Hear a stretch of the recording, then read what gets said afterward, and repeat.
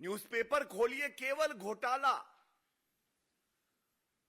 2G घोटाला, 122 spectrum के licence सर्वोच्च न्यायालय ने रद्द किए।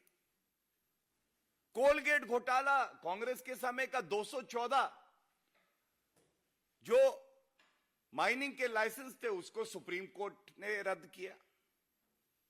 CWG घोटाला, खेल भी कराएंगे तो उसमें भी अपनी कमीशन, अपना कट।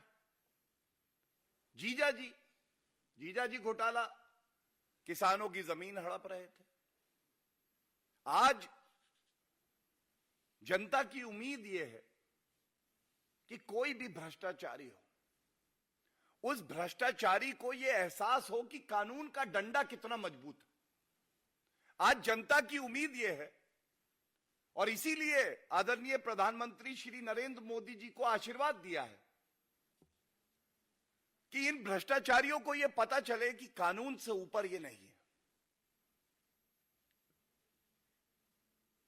और सबसे बड़ी बात है, जनता की यह उम्मीद है, जो भ्रष्टाचारी ये सोचते हैं कि भ्रष्टाचार मेरा जन्मसिद्ध अधिकार है, तो जनता कह रही है न्याय होना, भ्रष्टाचार से जो रुपया वसूला है उसको वापस इन लोगों से वसूलना और जनता के हित में लगाना, यह जनता का अधिकार है, यह लोकतंत्र का अधिकार है। और इसी सोच से जांच एजेंसियां अपना कार्य करती हैं। जब भ्रष्टाचारी पकड़े जाते हैं तो ये कभी भी उस मुद्दे पर बात नहीं करते हैं। इनमें इतनी नैतिकता नहीं बची कि ये बाहर निकलकर आए और जनता को बताएं कि आरोप ये हैं और सत्य ये है, ये प्रमाण है, ये साक्ष्य है, और देखिए हम आपकी अदालत में भी आए हैं और हम सिद्ध कर रहे हैं कि हम लोग ईमानदार हैं। नहीं, अंदर से ये भी जानते हैं कि इन्होंने भ्रष्टाचार किया है, जनता की गाड़ी कमाई को लूटा है, और इसीलिए ये ना न्यायालय जाते हैं और ना जो सवाल जनता पूछ रही है उसका ये उत्तर देते हैं। तीसरा, हमने देखा BRS की नेत्री हैं के कविता। इसका शीर्षक हो तो हो give me the money, I just need money, give me the money. क्यों ऐसा कह रहे हैं? इनका एक साक्षात्कार चल रहा था, उसमें इनसे पूछा गया, इनको मौका मिला, आप बताइए कि आपका इंडो स्पिरिट से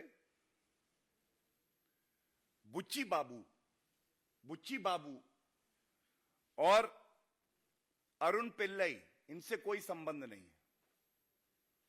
और अगर कोई ईमानदार व्यक्ति होगा जिसके किसी भी कृत्य में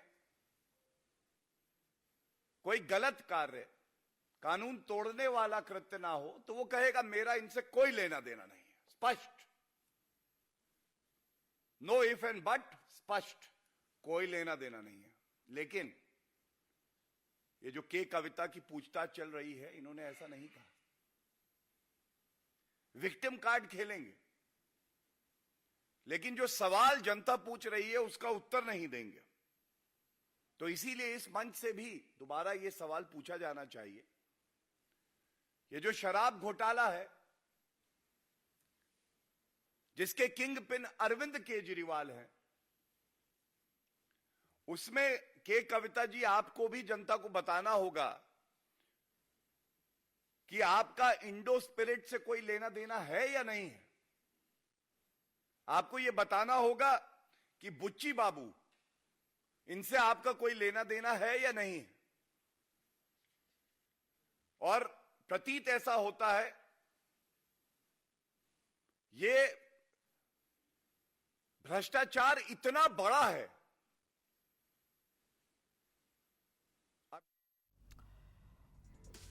विपक्ष पर बीजेपी का ये हल्ला बोल हुआ है। कहा कि सारे भ्रष्टाचारी पकड़े जा रहे हैं बारी बारी।